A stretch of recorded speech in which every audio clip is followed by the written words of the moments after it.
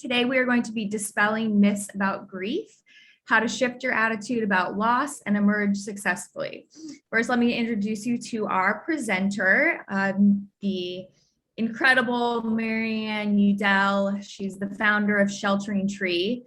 Maryann was unexpectedly introduced to the world of grief at the age of 24 when her husband died in an automobile accident.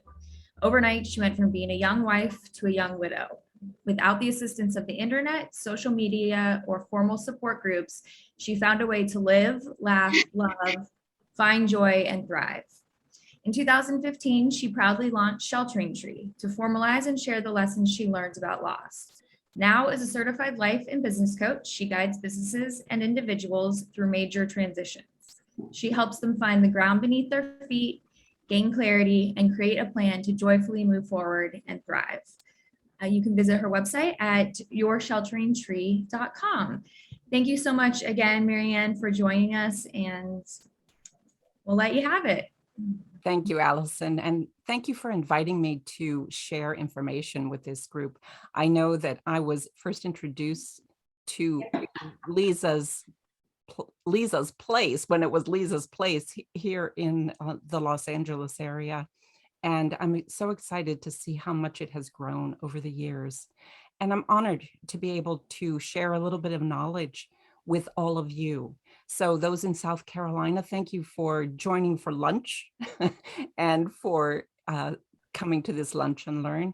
And anybody who's online, I appreciate being able to share this information with you. Part of my mission in life is to make grief more accessible to people, to open up the conversation more. And part of that is dispelling the myths that have been created over the years. Once we get more comfortable talking about grief, we'll be able to help each other so much more. So without further ado, I will give you an idea of what I will cover over the course of this presentation. As soon as okay, next. And I can't, there we go. First of all, I'll just give a definition about what grief is. Then I'll go over a few common myths and misunderstandings, some ways that people avoid grief and why that happens, and then share ways that you can help yourself through it. According to the Grief Recovery Institute and many other authorities on grief, grief is a natural response to loss. It's part of being a human being. It's how you were created. And to think that you shouldn't be feeling grief, or there's only certain times you're allowed to experience grief, it's incorrect. It's part of being a human being, and you're allowed to feel it. You're supposed to feel it. It's natural. It's human. We all go through it.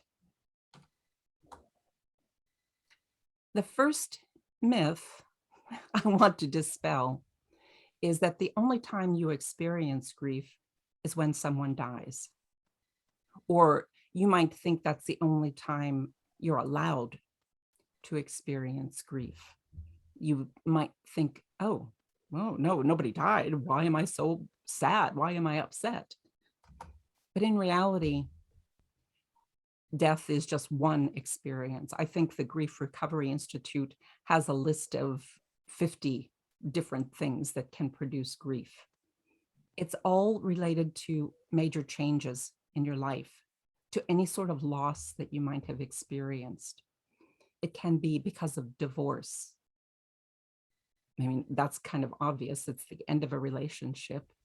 The loss of a marriage, the loss of a future you thought you were going to have. With a job loss, a lot of people have their identities in their jobs. And when you lose it, it becomes it's a personal grief. Illness is another one, and I think it can be your own or someone else's. And if you're part of this community, I think you're pretty familiar with this one.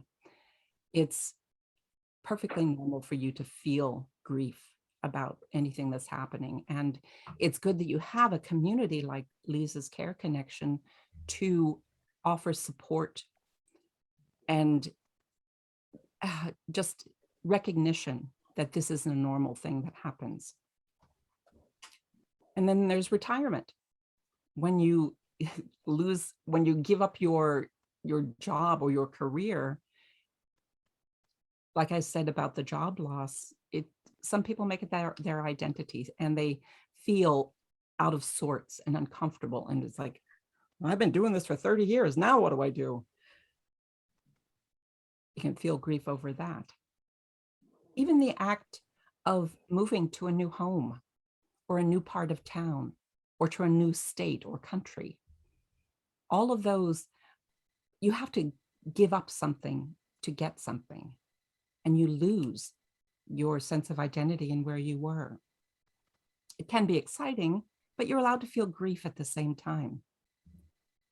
And then the end of a relationship, a breakup, is a very common way to feel grief. And people think, oh, I'm just sad, I'm just pissed off, or I'm just upset. But that's really grief. Water break. The next myth is that everyone experiences grief according to the 5 stages in this order: denial, anger, bargaining, depression, and acceptance. But in reality, every single person's experience with grief is different. And it doesn't follow any particular order.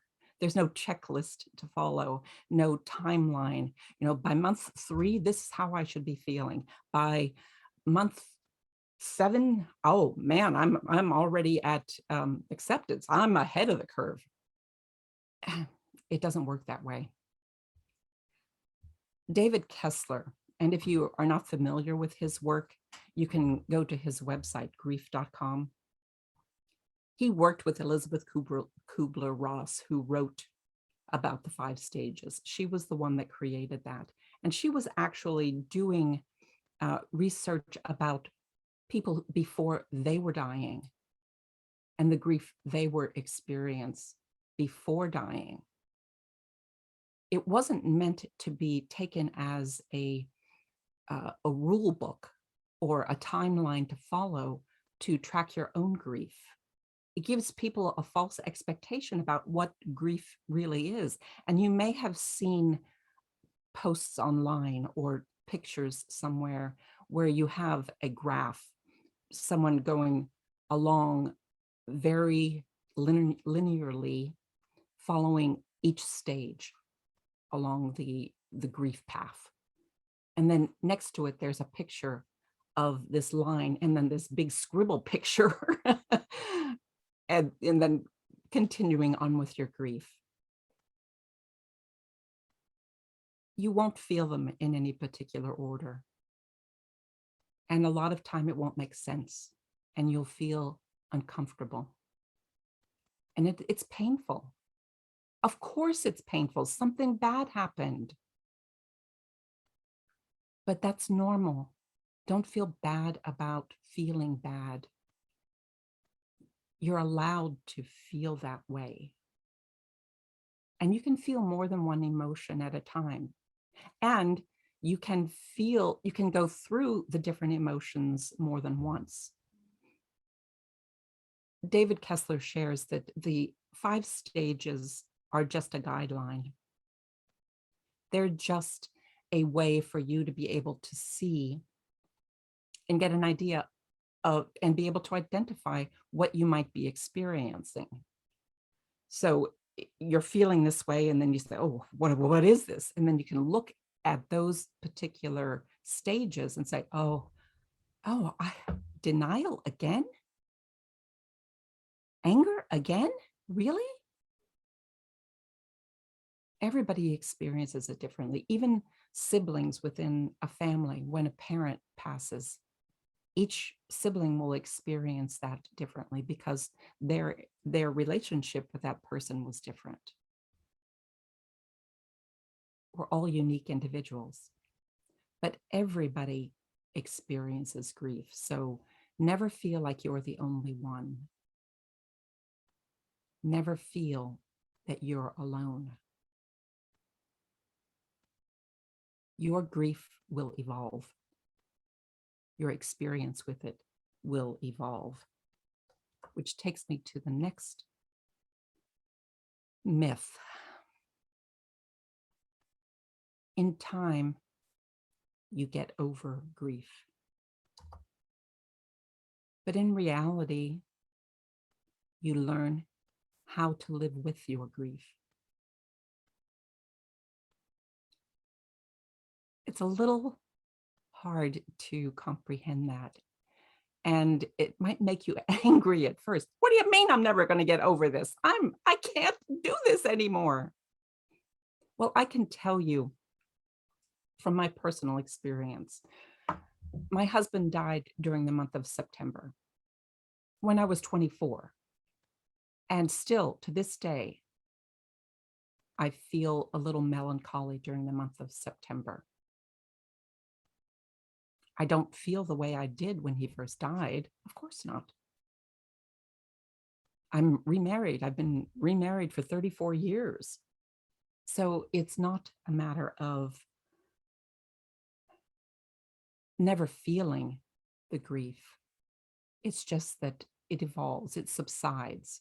Because whatever it is that happened to cause the grief in your life, that's part of who you are. And there's nothing that you can do to change what happened. It's impossible to go back into time and undo wrongs that were done, or to bring someone back to life. Or, I mean, people do get better, but even an illness, it has had an effect on both the person that is ill and the people around them.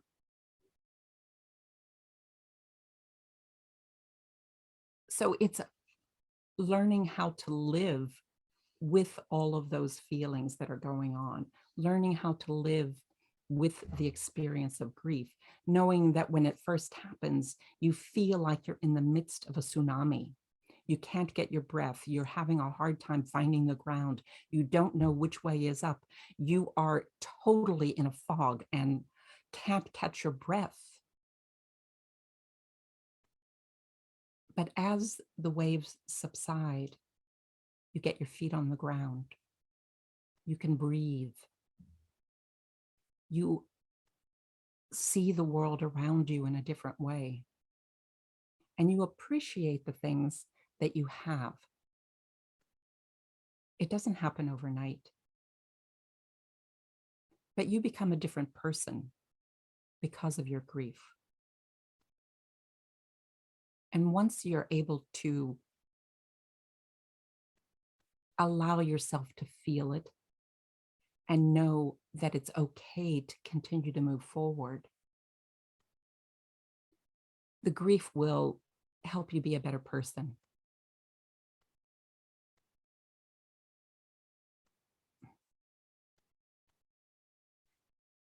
Since I was so young when it happened, I really had no idea what I was going to do. And I wandered around in a fog for a long time, wondering, what do I do? I walked a lot.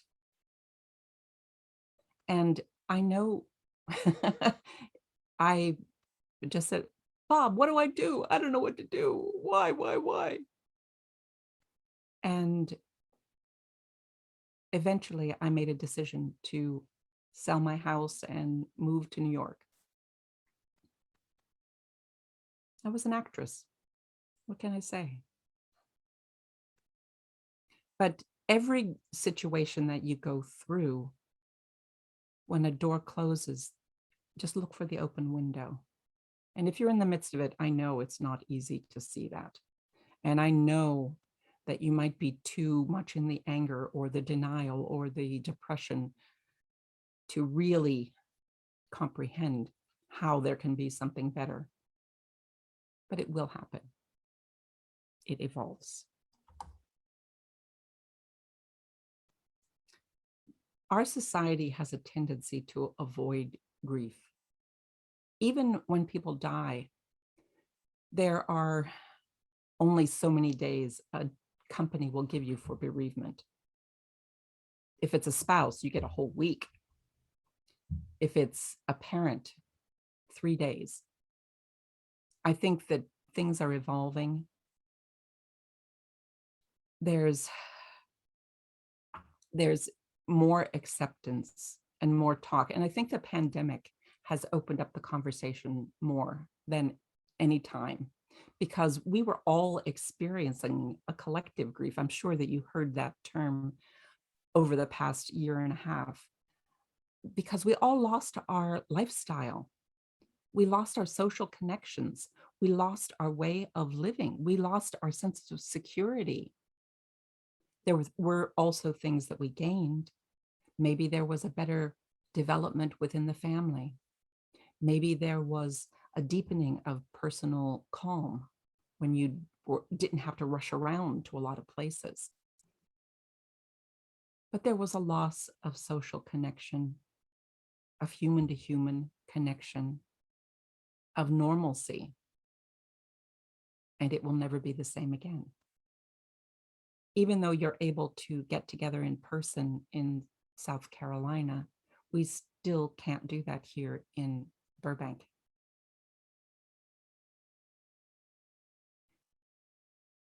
And people will continue to evolve over that. But still, our society has put pressure on all of us. You know, terms like keep a stiff upper lip. Time heals all. Just give it some time. Oh, don't worry, you'll find somebody else. Or, oh, you'll have another child. All of those things are not helpful. And there's the be brave, be strong. And then after a certain period of time, you might hear friends or acquaintances say, aren't you over that yet? What's wrong with you?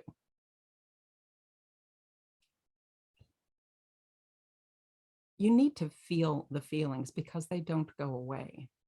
Even though you don't address them, they're still within you.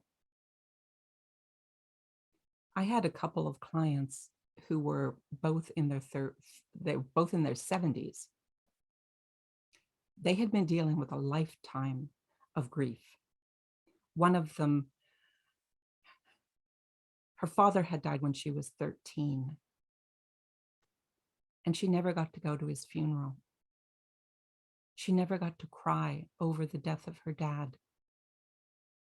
She was told to be strong for her mother, who was now a single mom with 2 young children. And as the older sister at 13, she had to be there for her mom and her little brother.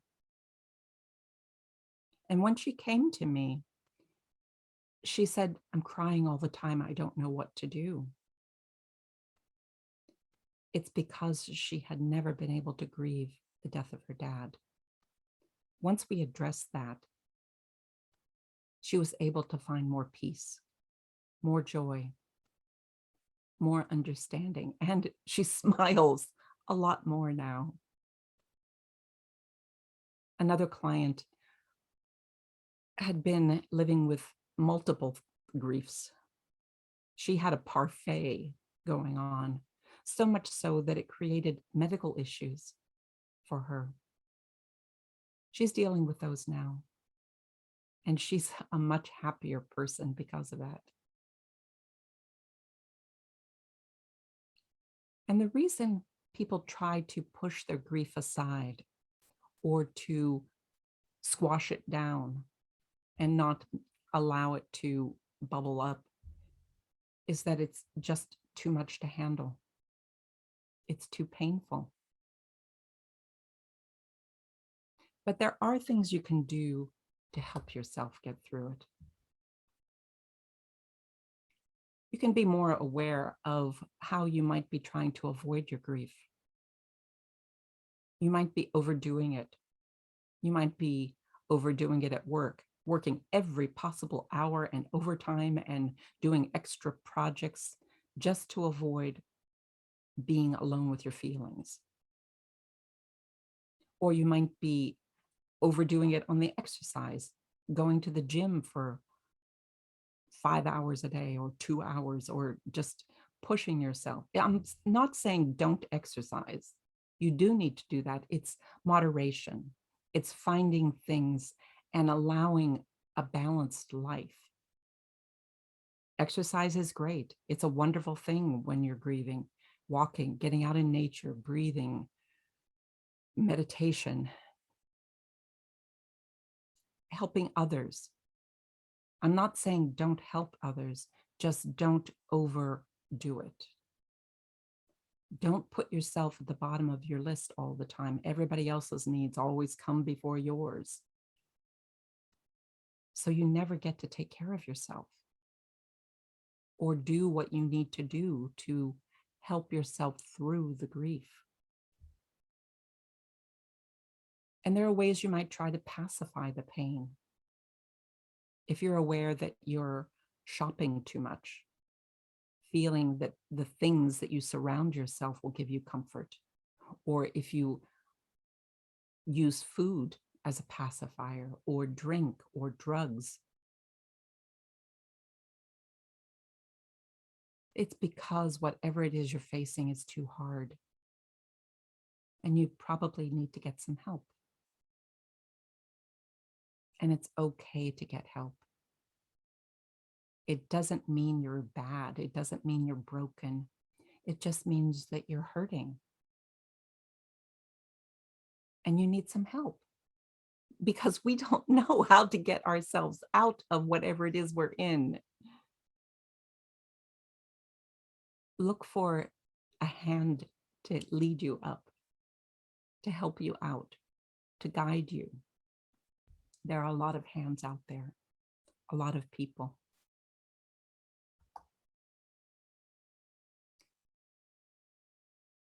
Because we don't know and we don't talk about grief and people don't know how to help someone. I mean, how many times have you not known what to say when you go to the funeral home, or you find out someone is sick, or you are trying to comfort someone?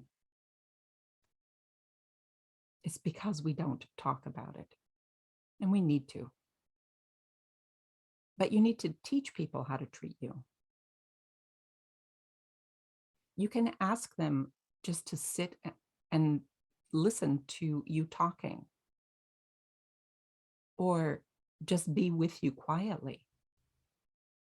That's fine. There's no fixing that can be done that will take away your pain. And the empty platitudes only make it worse. You're allowed to feel, you're allowed to be angry, you're allowed to be pissed off, you're allowed to be upset, and you probably have supported others in the community in this way. You're allowed to be sad. So if you forgive the ignorance of people and just say, you know, that really doesn't help, and I would appreciate, this is how you can help me better. These are things that would be helpful to me. And if they're not able or willing to do that, you can find someone else who is. It's okay to accept help. Allow people to buy groceries, allow people to walk your dog, to take care of children if you have them, or grandchildren, or even if you're caregiving, get help there. And then seek support.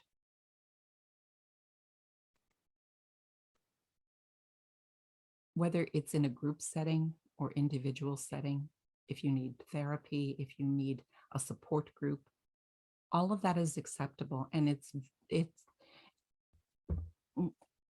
what you want to be able to do is get your feelings out of your head.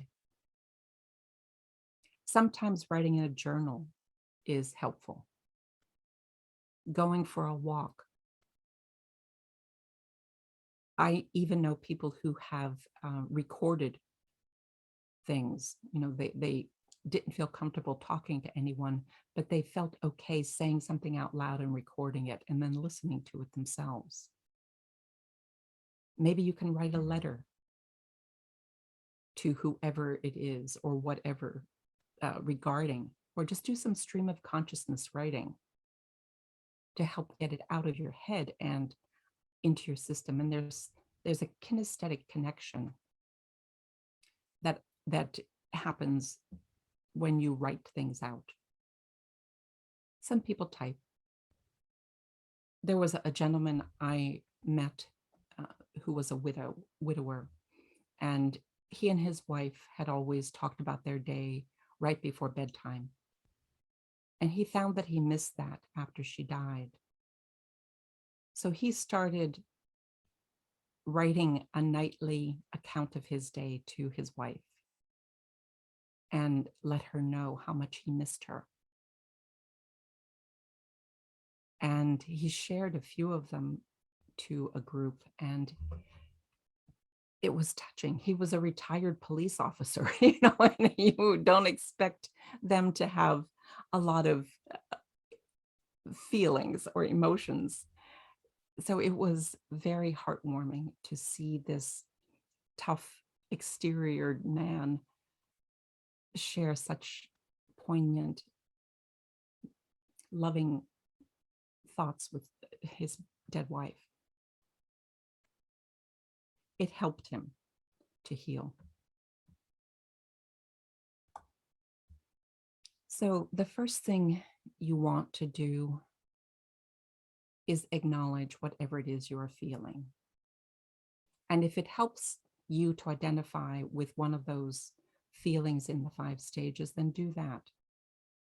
But just be aware of it and allow yourself to express it, because you don't want to have it buried inside of you. And you may find that a new grief will trigger you or remind you of something else that happened previously in your life. That happens too. And we all go through varying types of grief on a daily basis sometimes. There's small losses that we all experience.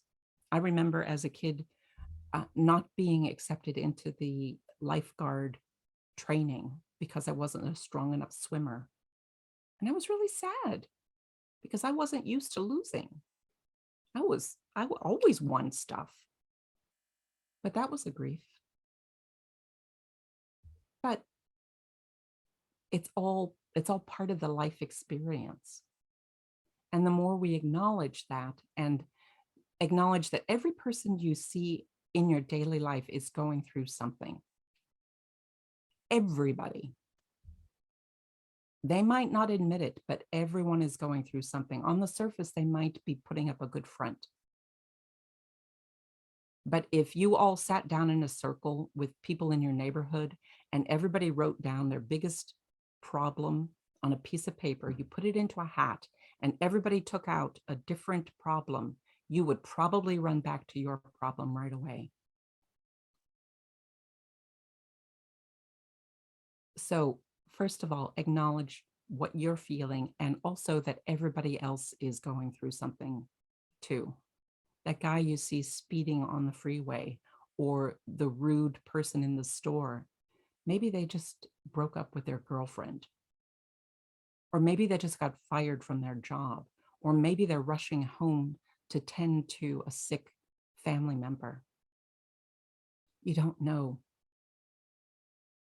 And because I live in LA, I had spent many years, a lot of my time on the freeway. So to pass the time, I would make up stories about people in other cars. That's just where my mind goes. I give them the benefit of the doubt and try to be empathetic and compassionate. So acknowledge what you're feeling and write it out, share it with someone, but don't let it stay inside of you. You want to look at the reality of now. As I said earlier, there's nothing you can do to change whatever has happened. You can't undo the past. You can't go back in time and unsay something or undo something or suddenly make everything better. Know what is before you and figure out what you can do to move forward. Dr. Alan Wolfelt of the Center for Loss has a term that he calls companioning people through their grief. And I like something that he says, where you have to say hello before you can say goodbye. So once you acknowledge what you're feeling and the reality of the situation of your grief, say hello to it, then you can eventually say goodbye.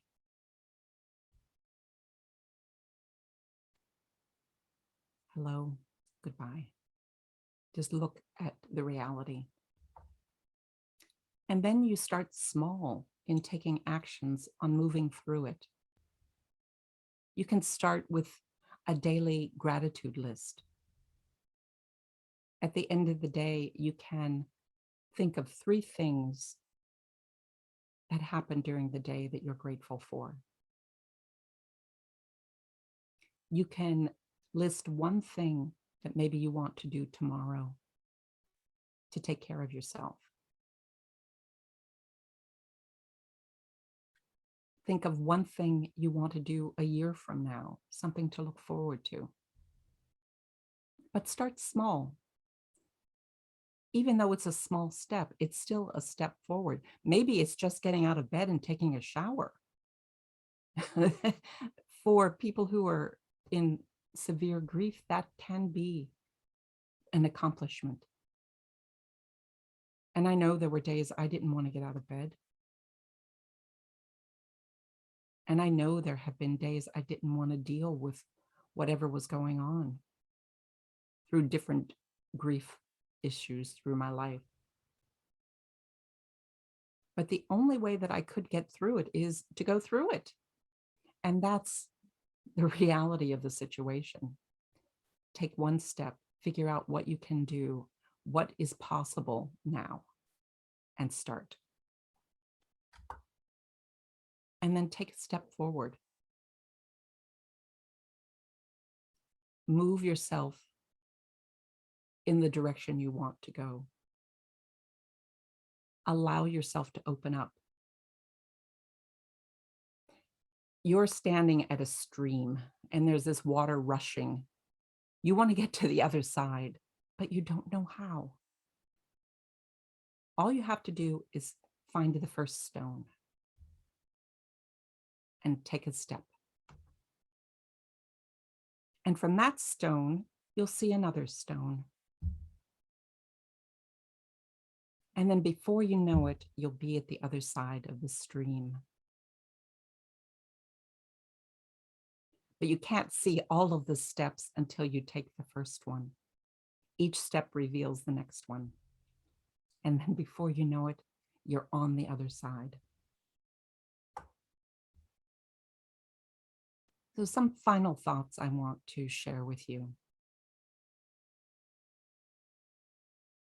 Grief and loss and change will continue to happen throughout your life. And quite often it will catch you off guard. But your grief doesn't own you.